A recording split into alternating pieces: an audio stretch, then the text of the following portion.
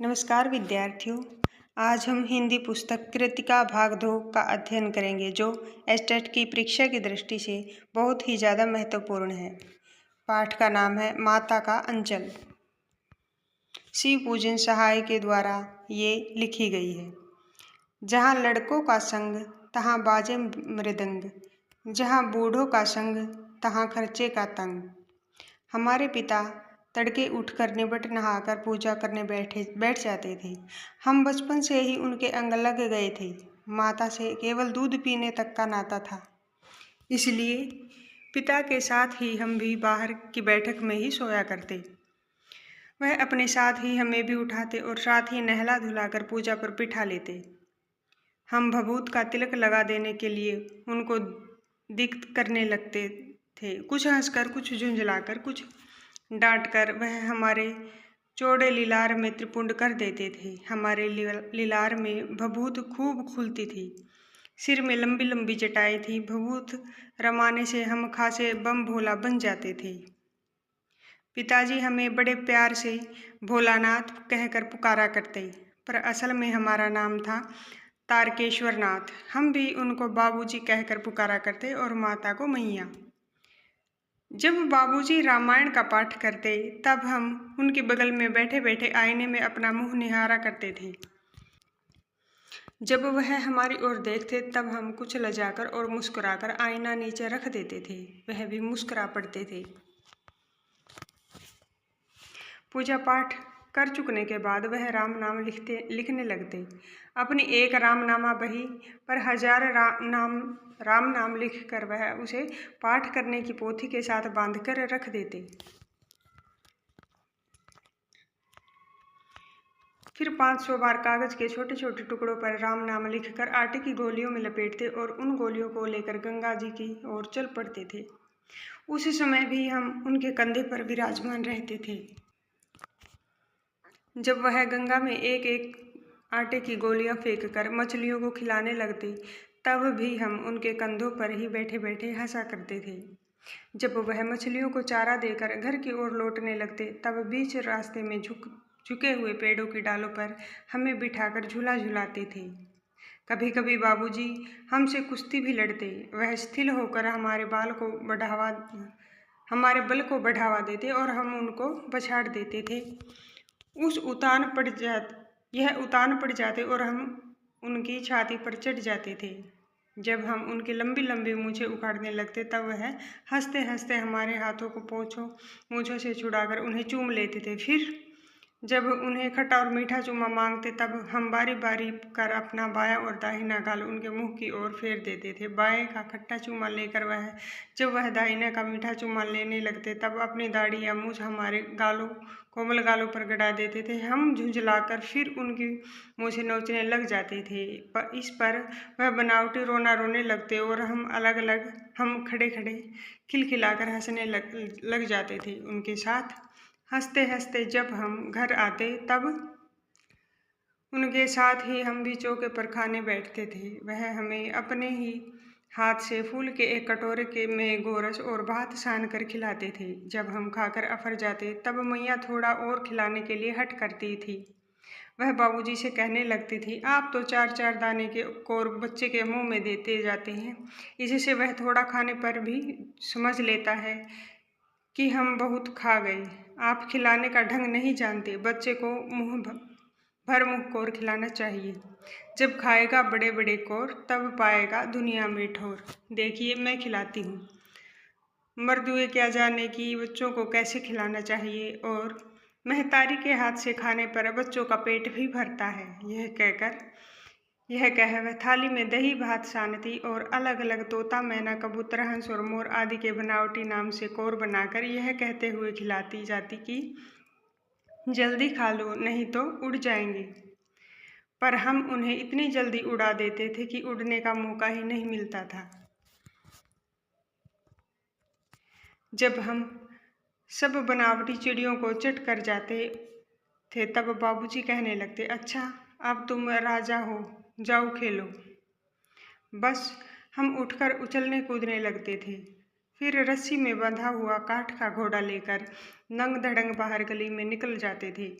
जब कभी मैया हमें अचानक पकड़ पाती, तब हमारे लाख झटपटाने पर भी एक चुल्लू कड़वा तेल हमारे सिर पर डाल ही देती थी। हम रोने लगते और बाबूजी उस पर बिगड़ खड़े होते, पर वह हमारे सिर में तेल पोंछ कर हमें उबट कर ही छोड़ती थी। फिर हमारी नाभि और लीलार में काजल की बिंदी लगाकर चोटी गूंथती और उसमें फूलदार लट्टू बांधकर रंगीन कुर्ता टोपी पहना देती थी। हमें खासे कन्हैया बनकर बाबूजी की गोद में सिसकते सिसकते बाहर आते थे। बाहर आते ही हमारी बाट जोहने वाला बालकों का एक झुंड मिल जाता था।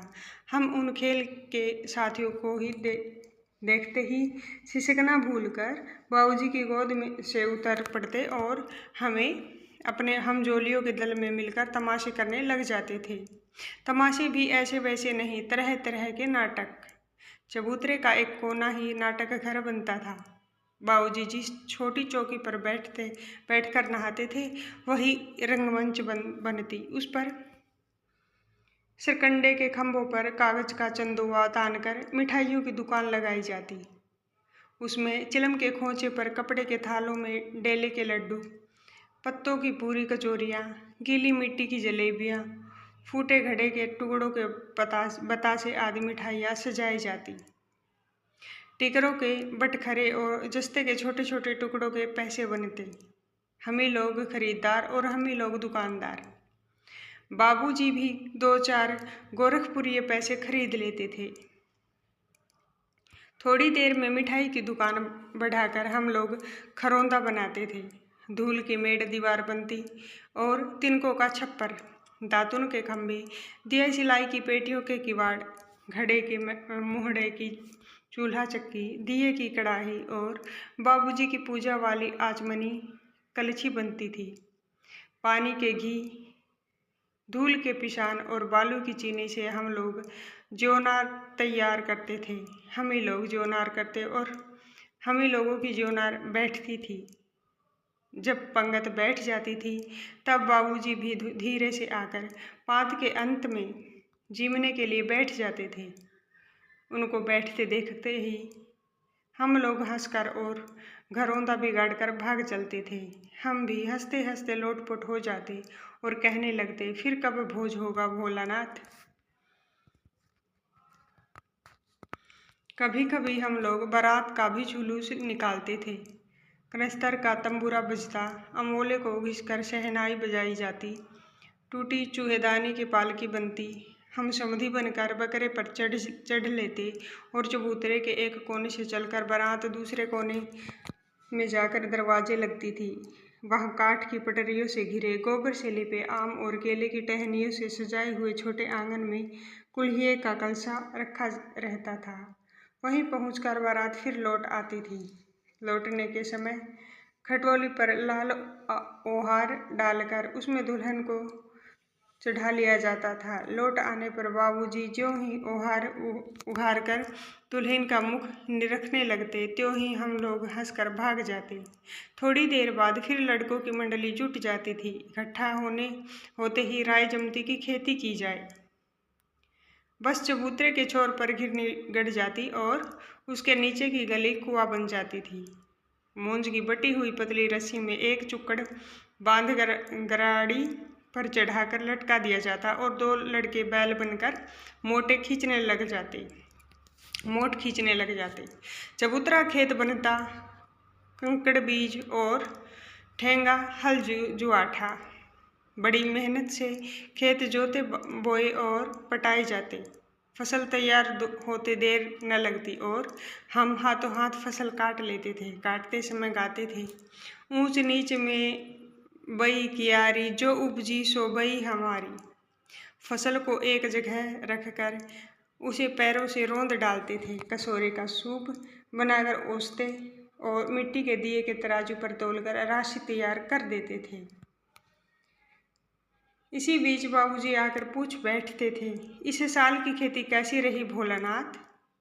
बस फिर क्या, हम लोग ज्यों का त्यों खेत खलिहान छोड़कर हंसते हुए भाग जाते थे। कैसी मौज की खेती थी। ऐसे ऐसे नाटक हम लोग बराबर खेला करते थे। बटोही भी कुछ देर ठिठक कर हम लोगों के तमाशे देख लेते थे। जब भी हम लोग तदरी के मेले में जाने वाले आदमियों का झुंड देख पाते तब कूद कूद कर चिल्लाने लगते थे, चलो भाइयों ददरी सतू पिसान की मोटरी। अगर किसी दूल्हे के आगे आगे जाती हुई ओहारदार पालकी देख पाते तब खूब जोर से चिल्लाने लगते थे, रहरी में रहरी पुरान रहरी ढोला के कन्हैया हमार मेहरी। इसी पर एक बार बूढ़े वर ने हम लोगों को बड़ी दूर तक खदेड़ कर डेलों से मारा था। उस खसूट खबीस की सूरत आज तक हमें याद है। न जाने किस ससुर ने वैसा जमाई ढूंढ लिया था। वैसा घोड़मुहा आदमी हमने कभी नहीं देखा। आम की फसल में कभी कभी खूब आंधी आती है। आंधी के कुछ दूर निकल जाने पर हम लोग बाग की ओर दौड़ पड़ते थे। वहाँ चुन चुन कर खुले खुले गोपी आम चबाते थे। एक दिन की बात है, आंधी आई और पट पड़ गई। आकाश काले बादलों से ढक गया। मेघ गरजने लगे, बिजली कौंधने और ठंडी हवा सनसनाने लगी। पेड़ झूमने और जमीन चूमने लगी। हम लोग चिल्ला उठे, एक पैसा की लाई बाजार में छितराई, बरखा उधरे बिलाई। लेकिन बरखा न रुकी और भी मूसलाधार पानी होने लगा। हम लोग पेड़ों की जड़ से धड़ से सट गए, जैसे कुत्ते के कान में हंडई चिपक जाती है। मगर बरखा जमी नहीं, थम गई। बरखा बंद होते ही बाग में बहुत से बिच्छू नजर आए। हम लोग डरकर भाग चले। हम लोगों में बैजू बड़ा ढीठ था। संयोग की बात, बीच में मूसन तिवारी मिल गए। बेचारे बूढ़े आदमी को सूझता कम था।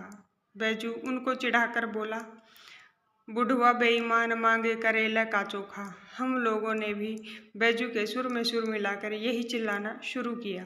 मूसन तिवारी ने बेतहाशा खदेड़ा। हम लोग तो बस अपने अपने घर की ओर आंधी हो चले। जब हम लोग न मिल सके तब तिवारी जी सीधे पाठशाला में चले गए। वहाँ से हमको और बैजू को पकड़ लाने के लिए 4 लड़के गिरफ्तारी वारंट लेकर छूटे। इधर जो ही हम लोग घर पहुँचे त्यों ही गुरुजी के सिपाही हम लोगों पर टूट पड़े। बैजू तो 9-2-11 हो गया। हम पकड़े गए। फिर तो गुरुजी ने हमारी खूब खबर ली। बाबूजी ने यह हाल सुना, वह दौड़े हुए पाठशाला में आए। गोद में उठाकर हमें पुचकारने और फुसलाने लगे। पर हम दुलारने से चुप होने वाले लड़के नहीं थे। रोते रोते उनका कंधा आंसुओं से तर कर दिया। वह गुरुजी की चिचोरी करके हमें घर ले चले। रास्ते में फिर हमारे साथी लड़कों का झुंड मिला। वे जोर से नाचते और गाते थे, माई पकाई गरर गरर पुआ, हम खाइब पुआ ना खेलब जुआ। फिर क्या था, हमारा रोना धोना भूल गया। हम हट करके बाबूजी की गोद से उतर पड़े और लड़कों की मंडली में मिलकर लगे कि वही तानसुर अलापने। तब तक सब लड़के सामने वाले मकई के खेत में दौड़ पड़े। उसमें चिड़ियों का झुंड चर रहा था। वे दौड़ दौड़ कर उन्हें पकड़ने लगे, पर एक भी हाथ न आई। हम खेत से अलग ही खड़े होकर गा रहे थे, राम जी की चरई राम जी का खेत, खा लो चिरई भर भर पेट। हमसे कुछ दूर बाबूजी और हमारे गांव के कई आदमी खड़े होकर तमाशा देख रहे थे और यही कहकर हंसते थे कि चिड़िया की जान जाए लड़कों का खिलौना। सचमुच लड़के और बंदर पराई पीर नहीं समझते। एक टीले पर जाकर हम लोग चूहों के बिल से पानी उलीचने लगे। नीचे से ऊपर पानी फेंकना था। हम सब थक गए। तब तक गणेश जी के चूहे की रक्षा के लिए शिव जी का सांप निकल आया। अरोते चिल्लाते हम लोग बेतहाशा भाग चले। कोई औंधा गिरा, कोई अंटा चिट, किसी का सिर फूटा, किसी के दांत टूटे। सभी गिरते पड़ते भागे। हमारी सारी देह लहूलुहान हो गई। पैरों के तलवे कांटों से छलनी हो गए। हम एक सुर से दौड़े हुए आए और घर में घुस गए। उस समय बाबूजी बैठक के ओसारे में बैठकर हुक्का गुड़गुड़ा रहे थे। उन्होंने हमें बहुत पुकारा, पर उनकी अनसुनी करके हम दौड़ते हुए मैया के पास ही चले गए। जाकर उसी की गोद में शरण दी। मैया चावल अमनिया कर रही थी। हम उसी के आंचल में छिप गए। हमें डर से कांपते देखकर वह जोर से रो पड़ी और सब काम छोड़ बैठी। अधीर होकर हमारे भय का कारण पूछने लगी। कभी हमें अंग भर कर दबाती और कभी हमारे अंगों को अपने आंचल से पोंछकर हमें चूम लेती। बड़े संकट में पड़ गई। झटपट हल्दी पीसकर हमारे घाव पर थोपी गई। घर में कुहराम मच गया। हम केवल धीमे सुर से सा कहते हुए मैया के आंचल में लुके जा रहे थे। सारा शरीर थर थर काँप रहा था। रोंगटे खड़े हो गए थे। हम आंखें खोलना चाहते थे पर वे खुलती न थी। हमारे कांपते हुए होठों को मैया बार बार निहार कर रोती और बड़े लाड से हमें गले लगा लेती थी। इसी समय बाबूजी दौड़ आए। आकर झट हमें मैया की गोद से अपनी गोद में लेने लगे। पर हमने मैया के आंचल की प्रेम और शांति के चंदोवे की छाए न छोड़ी। अध्याय संख्या 2। साना साना हाथ जोड़ी।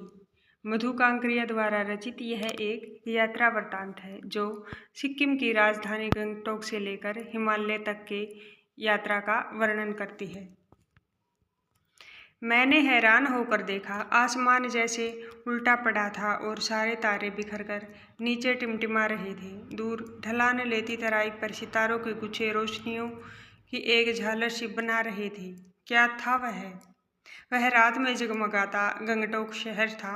इतिहास और वर्तमान के संधि स्थल पर खड़ा मेहनतकश बादशाहों का वह ऐसा शहर था जिसका सब कुछ सुंदर था, सुबह शाम रात। और वह रहस्यमय सितारों की भरी दुनिया मुझ में सम्मोहन जगा रही थी। कुछ इस कदर की उन जादू भरे अक्षरों में मेरा सब कुछ स्थगित था, अर्थहीन था। मैं, मेरी चेतना, मेरा आसपास, मेरे भीतर बाहर सिर्फ शून्य था और थी अतीन्द्रियता में डूबी रोशनी की वह जादुई झालर। धीरे धीरे एक उजास उस शून्य में फूटने लगा। एक प्रार्थना होठों को छूने लगी। साना साना हाथ जोड़ी गर्दहु प्रार्थना आमरो जीवन तुमरो कौशेली। छोटे छोटे हाथ जोड़कर प्रार्थना कर रही हूँ कि मेरा सारा जीवन अच्छाइयों को समर्पित हो। आज सुबह की प्रार्थना के ये बोल मैंने एक नेपाली युवती से सीखे थे। सुबह हमें युमथांग के लिए निकल पड़ना था पर आँख खुलते ही मैं बालकनी की तरफ भागी। यहाँ के लोगों ने बताया था कि यदि मौसम साफ हो तो बालकनी से भी कंचनजंगा दिखाई देती है, हिमालय की तीसरी सबसे बड़ी चोटी कंचनजंगा। पर मौसम अच्छा होने के बावजूद आसमान हल्के हल्के बादलों से ढका था। पिछले वर्ष की ही तरह इस बार भी बादलों के कपाट ठाकुर जी के कपाट की तरह बंद ही रहे। कंचनजंगा न दिखती थी न दिखी, पर सामने ही रकम रकम के बिखरे रंग बिरंगे इतने सारे फूल दिखाई पड़े कि लगा फूलों के बाग में आ गई हूँ। बहरहाल गंगटोक से 149 किलोमीटर की दूरी पर युमथांग था। युमथांग यानी घाटियाँ। सारे रास्ते हिमालय की गहनतम घाटियाँ और फूलों से लदी वादियाँ मिलेगी। आपको ड्राइवर कम गाइड जितेन नागरे मुझे बता रहा था। क्या वहाँ बर्फ मिलेगी? मैं बचकाने उत्साह से पूछने लगती हूँ। चलिए तो।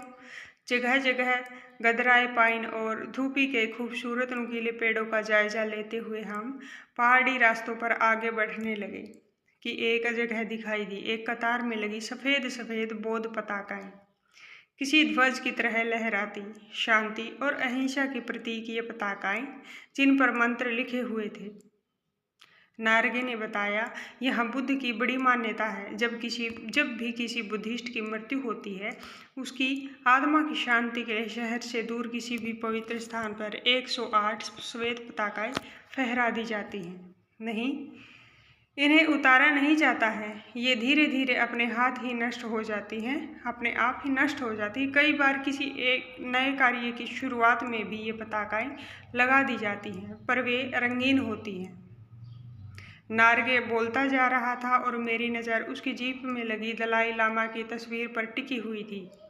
कई दुकानों पर भी मैंने दलाई लामा की ऐसी ही तस्वीरें देखी थी। हिचकोले खाती हमारी जीभ थोड़ी और आगे बढ़ी। अपनी लुभावनी हंसी बिखेरते हुए जितेन बताने लगा, इस जगह का नाम है कमिलोंगस्टोक। यहाँ गाइड फिल्म की शूटिंग हुई थी। तिब्बत के चीस्खे बंसन ने लेप्चाओं के शोमेन से कुंजतेक के साथ संधि पत्र पर यही हस्ताक्षर किए थे। एक पत्थर यहाँ स्मारक के रूप में भी है। लेप्चा और भूटिया सिक्किम की इन दोनों स्थानीय जातियों के बीच चले सुदीर्घ झगड़ों के बाद शांति वार्ता का शुरुआती स्थल। उन्हीं रास्तों पर मैंने देखा एक कुटिया के भीतर घूमता चक्र। यह क्या? नार्गे कहने लगा। मैडम, यह धर्म चक्र है, प्रेयर व्हील। इसको घुमाने से सारे पाप धुल जाते हैं। क्या? चाहे मैदान हो या पहाड़, तमाम वैज्ञानिक प्रगतियों के बावजूद इस शहर की आत्मा एक जैसी। लोगों की आस्थाएं, विश्वास, अंधविश्वास, पाप पुण्य की अवधारणाएं और कल्पनाएं एक जैसी। रफ्ता रफ्ता हम ऊंचाई की ओर बढ़ने लगे। बाजार, लोग और बस्तियां पीछे छूटने लगे। अब परिदृश्य से चलते चलते स्वेटर बुनती नेपाली युवतियां और पीठ पर भारी भरकम कार्टून ढोते बोने से दिखते बहादुर नेपाली ओझल हो रहे थे। हम नीचे देखने पर घाटियों में ताश के घरों की तरह पेड़ पौधों के पीछे छोटे छोटे घर दिखाई दे रहे थे। हिमालय भी अब छोटी छोटी पहाड़ियों के रूप में नहीं, वरन अपने विराट रूप पर वैभव के साथ सामने आने वाला था। न जाने कितने दर्शकों, यात्रियों और तीर्थाटनियों का काम्य हिमालय, पल पल परिवर्तित हिमालय। और देखते देखते रास्ते वीरान शंकरे और जलेबी की तरह घुमावदार होने लगे थे। हिमालय बड़ा होते होते विशालकाय होने लगा। घटाएं गहराती गहराती पाताल नापने लगी। वादियां चौड़ी होने लगी। बीच बीच में करिश्मे की तरह रंग बिरंगे फूल शिद्दत से मुस्कुराने लगे। उन भीमकाय पर्वतों के बीच और घाटियों के ऊपर बने संकरे कच्चे पक्के रास्तों में से गुजरते हुए यूं लग रहा था जैसे हम किसी सघन हरियाली वाली गुफा के बीच हिचकोले खाते निकल रहे हों। इस बिखरी असीम सुंदरता का मन पर यह प्रभाव पड़ा कि सभी सैलानी झूम झूम कर गाने लगे, सुहाना सफर और ये मौसम हंसी। पर मैं मौन थी, किसी ऋषि की तरह शांत थी। मैं चाहती थी कि इस सारे परिदृश्य को अपने भीतर भर लूं, पर मेरे भीतर कुछ बूंद बूंद पिघलने लगा था। जीप की खिड़की से मुड़ंकी निकाल कर मैं कभी आसमान को छूते पर्वतों के शिखर देखती, तो कभी ऊपर से दूध की धार की तरह झरझर गिरते जलप्रपातों को, तो कभी नीचे चिकने चिकने गुलाबी पत्थरों के बीच इठला इठला कर बहती चांदी की तरह कौंध मारती बनी ठनी तीस्ता नदी को। सिलीगुड़ी से ही हमारे साथ थी यह तीस्ता नदी, पर यहाँ उसका सौंदर्य पराकाष्ठा पर था। इतनी खूबसूरत नदी हमने पहली बार देखी थी। मैं रोमांचित थी, पुलकित थी, चिड़िया के पंखों की तरह हल्की थी। मेरे नगपति, मेरे विशाल। मैंने हिमालय को सलामी देनी चाहिए कि तभी जीप एक जगह रुकी। खूब ऊंचाई से पूरे वेग के साथ ऊपर शिखर से गिरता फेन उगलता झरना। उसका नाम था 7 सिस्टर्स वाटरफॉल। फ्लैश चमकने लगे। सभी सैलानी इन खूबसूरत लम्हों की रंगत को कैमरे में कैद करने में मशगूल थे। आदिम युग की किसी अभिशप्त राजकुमारी सी मैं भी नीचे बिखरे भारी भरकम पत्थरों पर बैठे झरने की संगीत के साथ ही आत्मा का संगीत सुनने लगी। थोड़ी देर बाद ही बहती जलधारा में पांव डुबोया तो भीतर तक भीग गई। मन काव्यमय हो उठा। सत्य और सौंदर्य को छूने लगा। जीवन की अनंतता का प्रतीक वह झरना। उन अद्भुत अनूठे अक्षणों में मुझे जीवन की शक्ति का एहसास हो रहा था। इस कदर प्रतीत हुआ कि जैसे मैं स्वयं भी देश और काल की सरहदों से दूर बहती धारा बहने लगी हूँ। भीतर की सारी तामसिकताएं और सारी दुष्ट वासनाएं इस निर्मल धारा में बह गई। मन हुआ कि अनंत समय तक ऐसे ही बहती रहूं, सुनती रहूं इस झरने की पुकार को। पर जितेन मुझे ठेलने लगा, आगे इसमें भी सुंदर नज़ारे मिलेंगे, इससे भी सुंदर नज़ारे मिलेंगे। अनमनी सी मैं बैठी, थोड़ी देर बाद ही फिर वही नज़ारे, आंखों और आत्मा को सुख देने वाले। कहीं चटक हरे रंग का मोटा कालीन ओढ़े तो कहीं हल्का पीलापन लिए तो कहीं प्लस्तर उखड़ी दीवार की तरह पथरीला, और देखते ही देखते परिदृश्य से सब छूमंतर, जैसे किसी ने जादू की छड़ी घुमा दी हो। सब पर बादलों की एक मोटी चादर, सब कुछ बादल में। चित्र लिखित सी मैं माया और छाया के इस अनूठे खेल को भर भर आंखों देखती जा रही थी। प्रकृति जैसे मुझे सयानी बनाने के लिए जीवन रहस्यों का उद्घाटन करने पर तुली हुई थी। धीरे धीरे धुंध की चादर थोड़ी छटी। अब वहां पहाड़ नहीं, दो विपरीत दिशाओं के आते झाड़ छाया पहाड़ थे, और थोड़ी देर बाद ही वे छाया पहाड़ अपने श्रेष्ठतम रूप में मेरे सामने थे। जीप थोड़ी देर के लिए रुकवा दी गई थी। मैंने गर्दन घुमाई, सब और जैसे जन्नत बिखरी पड़ी थी। नजरों के छोर तक खूबसूरती ही खूबसूरती, अपने को निरंतर दे देने की अनुभूति कराते पर्वत, झरने, फूलों, घाटियों और वादियों के दुर्लभ नजारे। वही कहीं लिखा था, थिंक ग्रीन। आश्चर्य, पल भर में ब्रह्मांड में कितना कुछ घटित हो रहा था। सतत प्रवाहमान झरने, नीचे वेग से बहती तीस्ता नदी, सामने उठती धुंध, ऊपर मंडराते आवारा बादल, मध्यम मध्यम हवा में हिलोरे लेते प्रियोता और रिडोडेंड्रो के फूल, सब अपनी अपनी लय तान और प्रवाह में बहते हुए।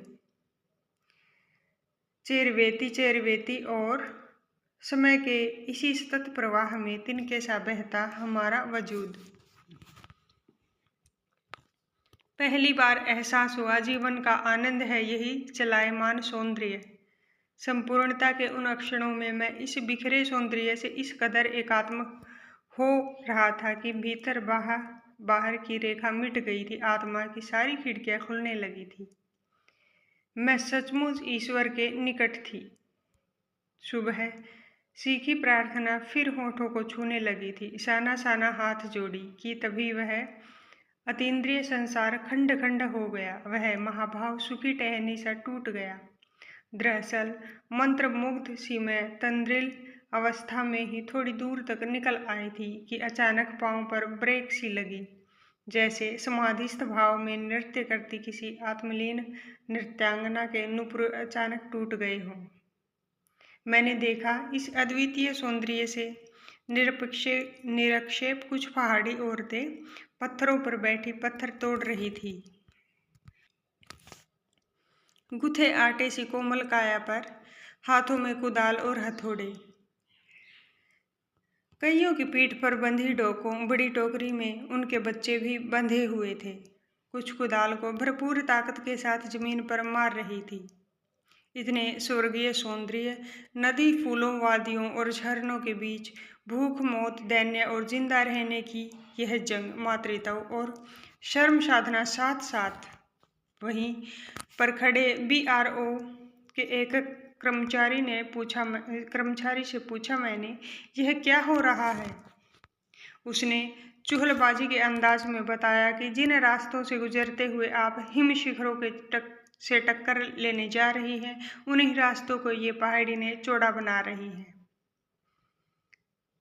बड़ा खतरनाक कार्य होगा यह। मेरा मुंह से अकस्मात निकला। वह संजीदा हो गया, कहने लगा, पिछले महीने तो एक की जान भी चली गई थी। बड़ा दुस्साध्य कार्य है पहाड़ों पर रास्ता बनाना। पहले डायनामाइट से चट्टानों को उड़ा दिया जाता है, फिर बड़े बड़े पत्थरों को तोड़ मोड़ कर एक आकार के छोटे छोटे पत्थरों में बदला जाता है, फिर बड़े से जाले में उन्हें लंबी पट्टी की तरह बिठाकर कटे रास्तों पर बाड़े की तरह लगाया जाता है। जरा सी चूक और सीधा पाताल प्रवेश। और तभी मुझे ध्यान आया, इन्हीं रास्तों पर एक जगह सिक्किम सरकार का बोर्ड लगा था, जिस पर बड़े बड़े अक्षरों में लिखा था, ever wondered who defied death to build this roads. आप ताज्जुब करेंगे, पर इन रास्तों को बनाने में लोगों ने मौत को झुठलाया है। एकाएक मेरा मानसिक चैनल बदला, मैं पीछे घूम गया।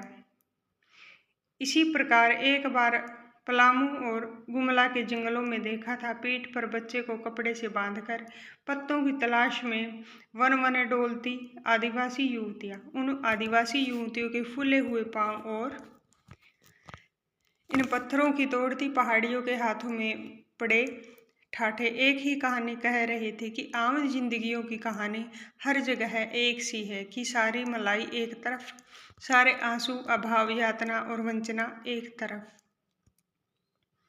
और भी मेरी सहयात्री मणि और जितेन मुझे खोजते खोजते वहां तक आ गए थे। मुझे गमगीन देख जितेन कहने लगा, मैडम, ये मेरे देश की आम जनता है, इन्हें तो आप कहीं भी देख लेगी। आप इन्हें नहीं, पहाड़ों की सुंदरता को देखिए, जिसके लिए आप इतने पैसे खर्च करके आई हैं। ये देश की आम जनता ही नहीं, जीवन का प्रति संतुलन भी है। ये वेस्ट एट रिपेयरिंग है, जिनका कितना कम लेकर ये समाज को कितना अधिक वापस लौटा देती है। मन ही मन सोचा मैंने। हम वापस जीप की ओर मुड़ने लगे कि तभी मैंने देखा वे शर्म सुंदरियां किसी बात पर इस कदर खिलखिलाकर हंस पड़ी थी कि जीवन लहरा उठा था और वह सारा खंडहर ताजमहल बन गया था। हम लगातार ऊंचाइयों पर चढ़ते जा रहे थे। जितेन बता रहा था, अब हम हर मोड़ पर हेयर पिन बेंड लेंगे और तेजी से ऊंचाई पर चढ़ते जाएंगे। हेयर पिन बेंड के ठीक पहले एक पड़ाव पर देखा। 7-8 वर्ष की उम्र के ढेर सारे पहाड़ी बच्चे स्कूल से लौट रहे थे और हमसे लिफ्ट मांग रहे थे। जितेन ने बताया, हर दिन 3-3.5 किलोमीटर की पहाड़ी चढ़ाई चढ़कर ये बच्चे स्कूल जाते हैं।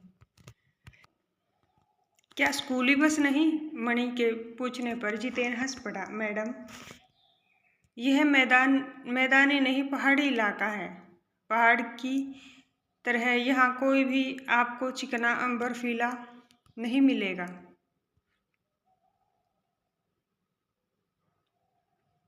यहाँ जीवन कठोर है। नीचे तराई में ले देकर एक ही स्कूल है। दूर दूर से बच्चे उसी स्कूल में जाते हैं और सिर्फ पढ़ते ही नहीं हैं।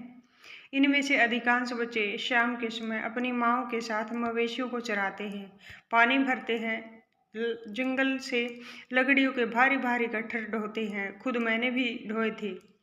खतरा अब धीरे धीरे बढ़ने लगा था। रास्ते और भी संकरे होते जा रहे थे। कई बार लगता जैसे रास्तों को इंच टेप से नापकर एक जीभ जितना ही चौड़ा बनाया गया कि जरा भी संतुलन बिगड़े, इंच भर भी जीभ इधर उधर खिसके तो हम सीधे घाटियों में।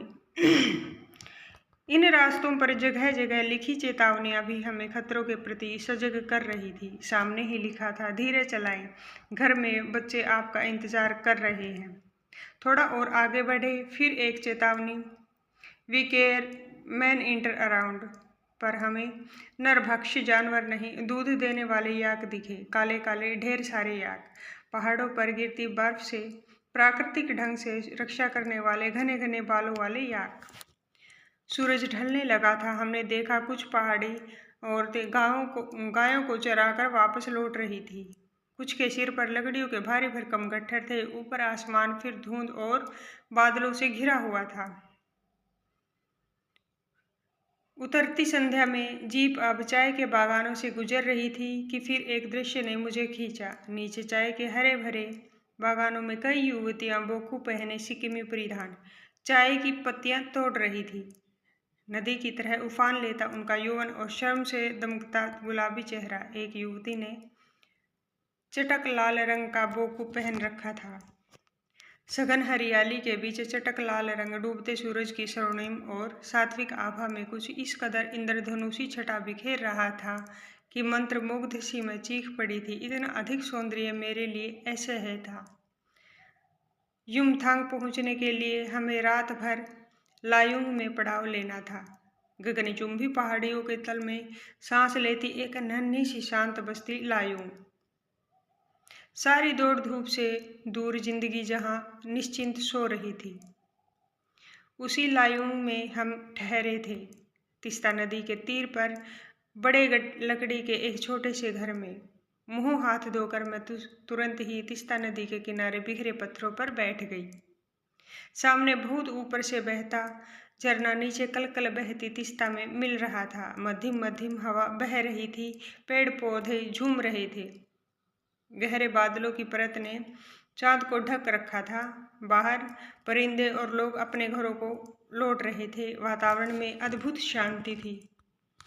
मंदिर की घंटियों सी, घुंघरुओं की रुनझुनाहट सी आंखें अनायास भर आई।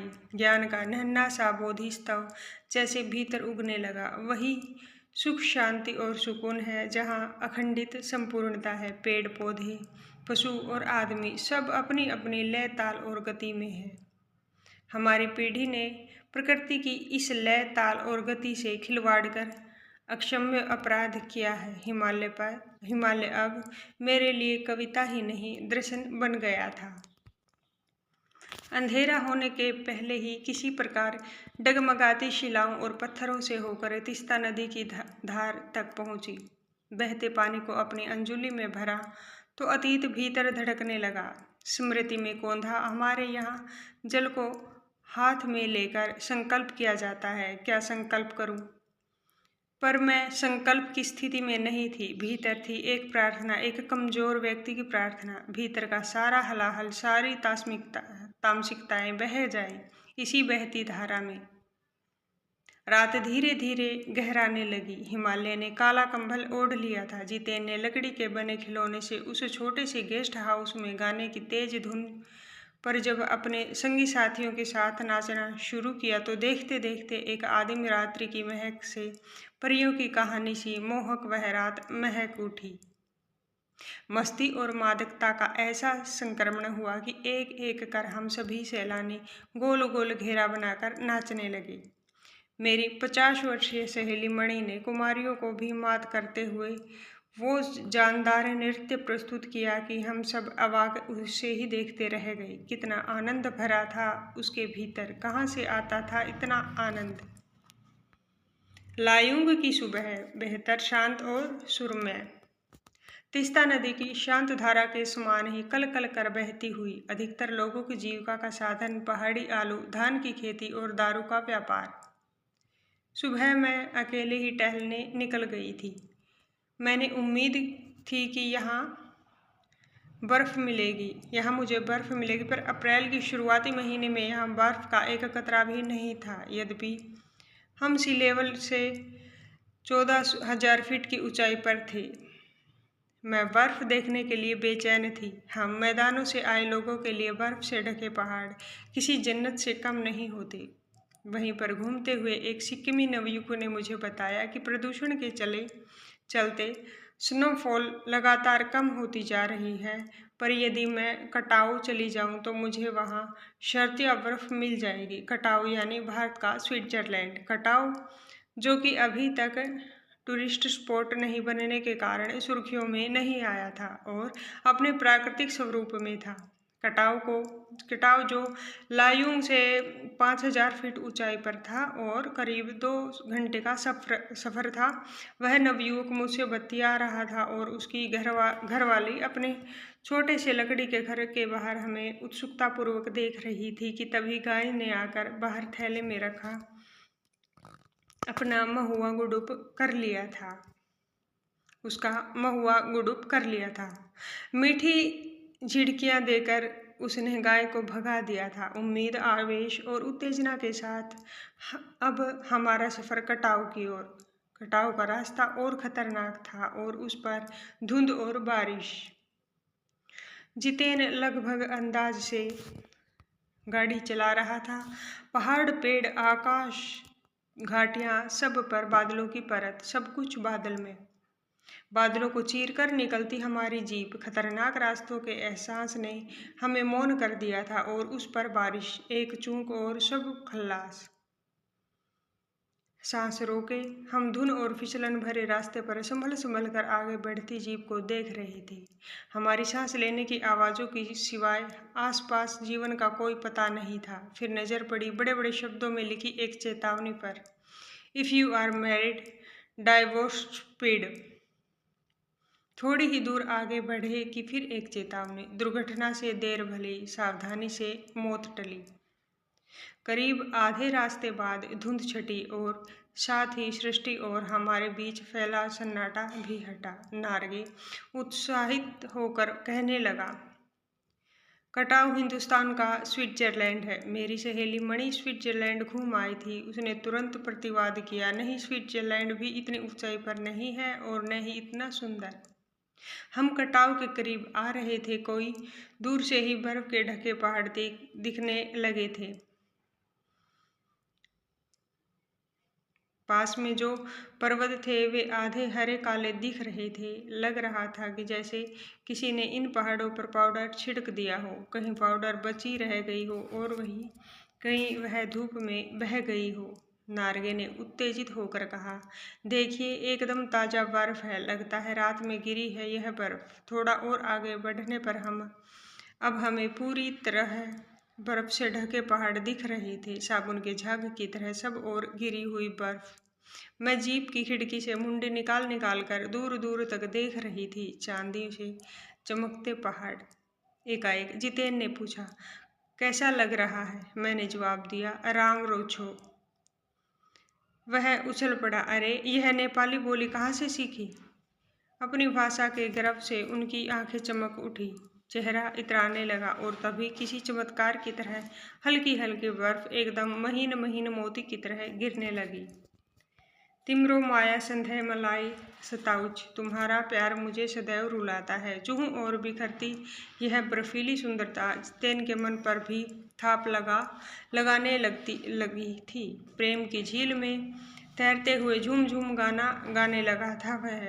अब हम सभी सैलानी अब जीप से उतरकर बर्फ पर कूदने लगे थे। यहाँ बर्फ सर्वाधिक थी, घुटनों तक नर्म नर्म बर्फ। ऊपर आसमान और बर्फ से ढके पहाड़ एक हो रहे थे। कई सैलानी बर्फ पर लेटकर हर लम्हे की रंगत को कैमरे में कैद करने में लगे थे। मेरे पांव झनझन करने लगे थे, पर मन वृंदावन हो रहा था। भीतर जैसे देवता जाग रहे थे। ख्वाहिश हुई कि मैं भी बर्फ पर लेटकर इस बर्फीली जन्नत को जी भर देखूं, पर मेरे पास बर्फ पर पहनने वाले लंबे लंबे जूते नहीं थे। मैंने चाहा कि किराए पर ले लूं, पर कटाव युमथांग और झांगू लेक की तरह टूरिस्ट स्पॉट नहीं था। इस कारण यहाँ झांगू की तरह दुनिया भर की तो क्या एक भी दुकान नहीं थी। खैर, दनादन फोटो खिंचवाने की बजाय मैं उस सारे परिदृश्य को अपने भीतर लगाकर खींच रही थी, जिससे महानगर के डार्क रूम में इसे फिर देख सकूं। संपूर्णता के उन क्षणों में यह हिमशिखर मुझे मेरे आध्यात्मिक अतीत से जोड़ रही थी। शायद ऐसी ही विभोर कर देने वाली दिव्यता के बीच हमारे ऋषि मुनियों ने वेदों की रचना की होगी, जीवन के सत्य को खोजा होगा। सर्वे भवन्तु सुखिनः का महामंत्र पाया होगा। अंतिम संपूर्णता का प्रतीक वह सौंदर्य, ऐसा ही बड़ा से बड़ा अपराधी भी इसे देख ले तो अक्षरों के लिए ही सही करुणा का अवतार बुद्ध बन जाए। और तभी दिमाग में कौंधा कि मिल्टन ने ईव की सुंदरता का वर्णन करते हुए लिखा था कि शैतान भी उसे देखकर ठगा सा रह जाता था और दूसरों का अमंगल करने की वृत्ति भूल जाता था। मैंने मणि से पूछा, क्या उसने पढ़ी है मिल्टन की यह कविता? पर मणि उस समय किसी दूसरे की सवाल से जूझ रही थी। वह एकाएक दार्शनिकों की तरह कहने लगी, ये हिमशिखर जलस्तंभ है पूरे एशिया के। देखो, प्रकृति भी किस नायाब ढंग से सारा इंतजाम करती है। सर्दियों में बर्फ के रूप में जल संग्रह कर लेती है और गर्मियों में पानी के लिए जब त्राही त्राही मचती है तो ये ही बर्फ शिलाएं पिघल पिघल कर जलधारा बन हमारे सूखे कंठों को तरावट पहुंचाती है। कितनी अद्भुत व्यवस्था है जल संचय की। मणि ने अभिभूत हो माथा नवाया। जाने कितना ऋण है हम पर इन नदियों का, हिम शिखरों का। संसार कितना सुंदर स्वप्न जगाते उन लम्हों में मैंने सोचा। पर तभी उदासी की एक झीनी सी परत मुझ पर छा गई। उड़ते बादलों की तरह पत्थर तोड़ती उन पहाड़ियों का ख्याल आ गया।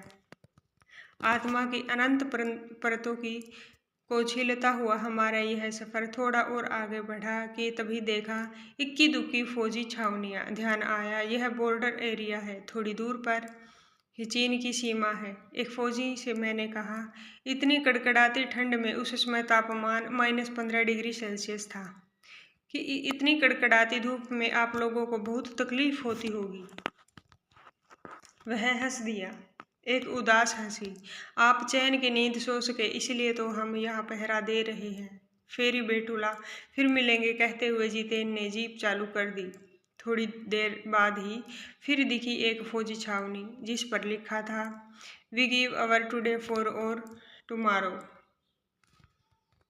मन उदास हो गया, भीतर कुछ पिघलने लगा। महानगरों में रहते हुए कभी ध्यान ही नहीं आया कि जिन बर्फीले इलाकों में बैसाख के महीने में भी 5 मिनट में ही हम ठिठुरने लगे थे, हमारे ये जवान पौष और माघ में भी, जबकि सिवाय पेट्रोल के सब कुछ जम जाता है, तैनात रहते हैं। और जिन संकरे घुमावदार और खतरनाक रास्तों से गुजरने भर में हमारे प्राण कांप उठते हैं, उन रास्तों को बनाने में जाने कितनों के जीवन अपनी मियाद के पूर्व ही खत्म हो गए हैं। मेरे लिए यह यात्रा सचमुच ही एक खोज यात्रा थी।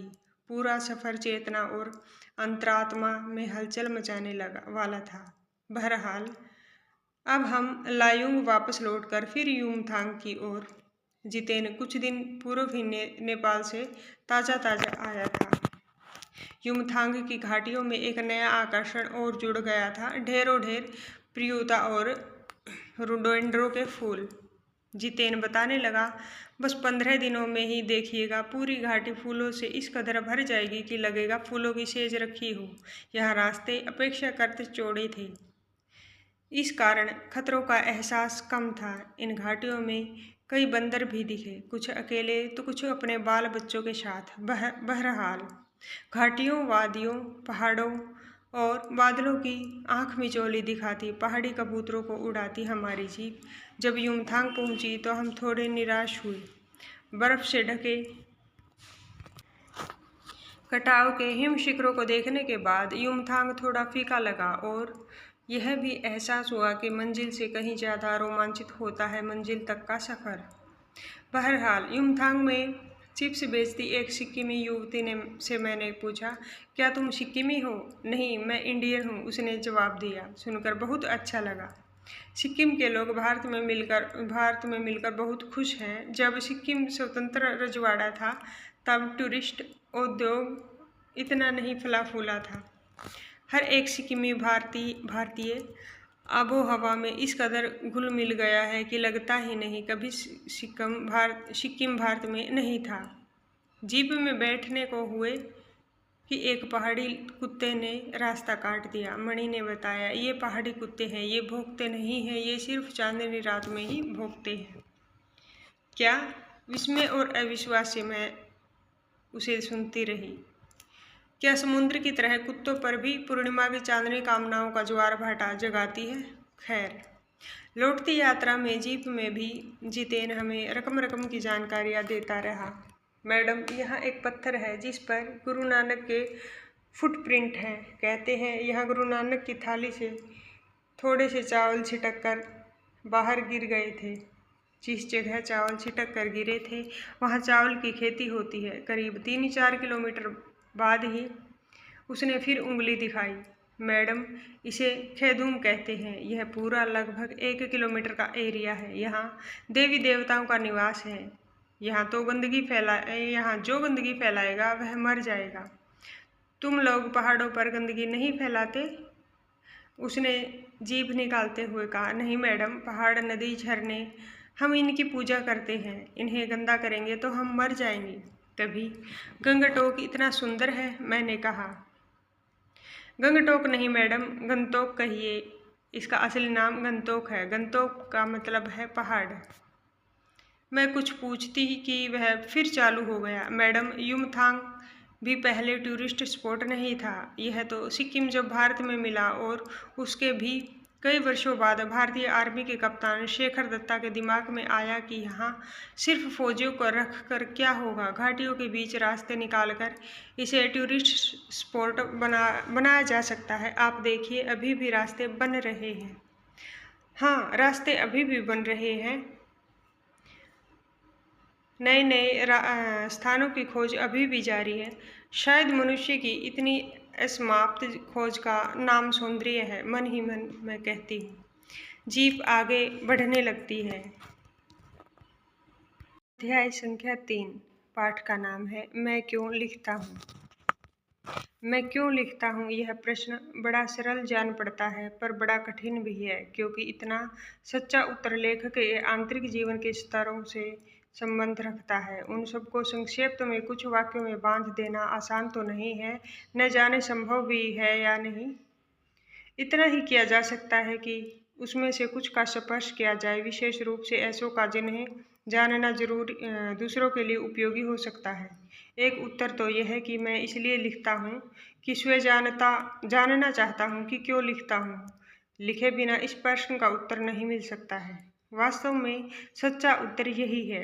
लिखकर ही लेखक उस आभ्यंतर व्यवस्था को पहचानता है जिसके कारण उसने लिखा, और लिखकर ही वह उससे मुक्त हो जाता है। मैं भी उन आंतरिक व्यवस्था से मुक्ति पाने के लिए तटस्थ होकर उसे देखने और पहचान लेने के लिए लिखता हूँ। मेरा विश्वास है कि सभी कृतिकार, क्योंकि सभी लेखक कृतिकार नहीं होते, न उनका सब लेखन ही कृति होता है, सभी कृतिकार इसलिए लिखते हैं। यह ठीक है कि कुछ ख्याति मिल जाने के बाद कुछ बाहर की व्यवस्था से भी लिखा जाता है, संपादकों के आग्रह से, प्रकाशक के तगाजे से, आर्थिक आवश्यकता से।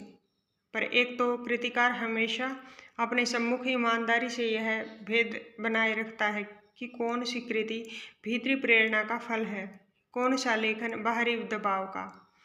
दूसरे यह भी होता है कि बाहर का दबाव वास्तव में दबाव नहीं होता, वह मानव भीतरी उन्मेष का निमित्त बन जाता है।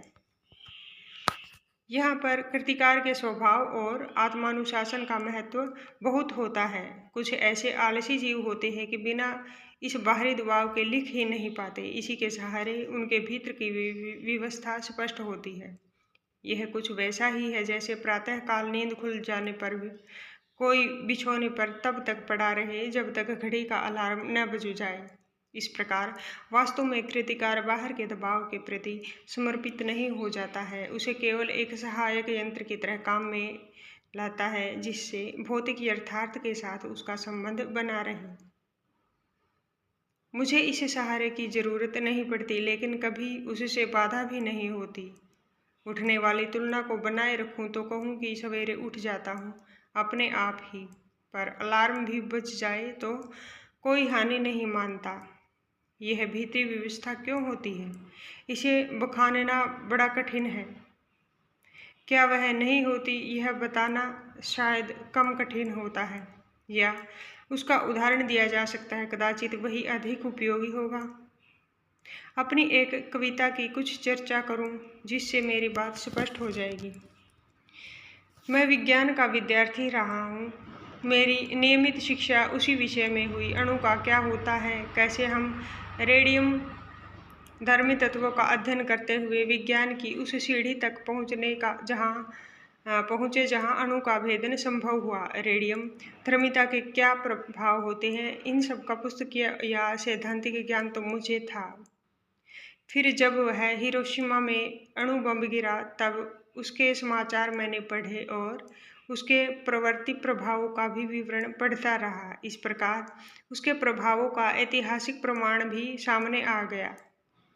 विज्ञान के इस दुरुपयोग के प्रति बुद्धि का विद्रोह स्वाभाविक था। मैंने लेख आदि में कुछ लिखा भी, पर अनुभूति के स्तर पर जो व्यवस्था होती है वह बौद्धिक पकड़ से आगे की बात है और उसकी तर्क संगति भी अपनी अलग होती है। इसलिए कविता मैंने इस विषय में नहीं लिखी।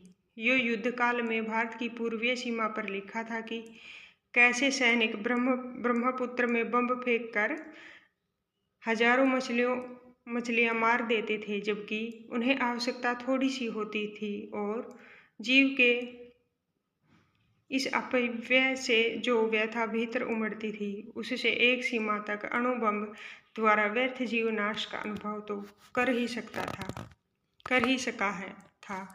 जापान जाने का अवसर मिला तब हिरोशिमा भी आया और वह अस्पताल भी देखा जहां रेडियम पदार्थ से आहत लोग वर्षों से कष्ट पा रहे थे। इस प्रकार प्रत्यक्ष अनुभव भी हुआ, पर अनुभव से अनुभूति गहरी चीज है, कम से कम कृतिकार के लिए। अनुभव तो घटित का होता है, पर अनुभूति संवेदना और कल्पना के सहारे उस सत्य को आत्मसात कर लेती है जो वास्तव में कृतिकार के साथ घटित नहीं हुआ है, जो आंखों के सामने नहीं आया, जो घटित के अनुभव में नहीं आया, वही आत्मा के सामने ज्वलंत प्रकाश में आ जाता है। तब वह अनुभूति प्रत्यक्ष हो जाता है। तो हिरोशिमा में सब देख कर भी तत्काल कुछ लिखा नहीं, क्योंकि इसी अनुभूति प्रत्यक्ष की कसर थी। फिर एक दिन वही सड़क पर घूमते हुए देखा कि एक जले हुए पत्थर पर एक लंबी उजली छाया है। विस्फोट के समय कोई वहां खड़ा रहा होगा और विस्फोट से बिखरे हुए रेडियम धर्मी पदार्थ की किरणें उसमें रुद्ध हो गई होंगी, जो आसपास से आगे बढ़ गई और उन्होंने पत्थर को झुलसा दिया जो उस व्यक्ति पर अटकी। उन्होंने उसे भाप बनाकर उड़ा दिया होगा। इस प्रकार समूची ट्रेजेडी जैसे पत्थर पर लिखी गई। उस छाया को देखकर जैसे एक थप्पड़ सा लगा। अवाक इतिहास जैसे भीतर कहीं से ऐसा एक जलते हुए सूर्य सा उग आया और डूब गया। मैं कहूँ कि उस क्षण में अणु विस्फोट मेरे अनुभूति प्रत्यक्ष में आ गया। एक अर्थ में मैं स्वयं हिरोशिमा के विस्फोट का भोक्ता बन गया। इसी में से वह व्यवस्था जागी। भीतर की आकुलता बुद्धि के क्षेत्र से बढ़कर संवेदना के क्षेत्र में आ गई। फिर धीरे धीरे मैं उससे अपने को अलग कर सका और अचानक एक दिन मैंने हिरोशिमा पर कविता लिखी। जापान में नहीं, भारत छोड़कर रेलगाड़ी में बैठे बैठे। यह कविता अच्छी है या बुरी, इससे मुझे मतलब नहीं। मेरे निकट वह सच है, क्योंकि वह अनुभूति प्रसूत है। यही मेरे निकट महत्व की बात है।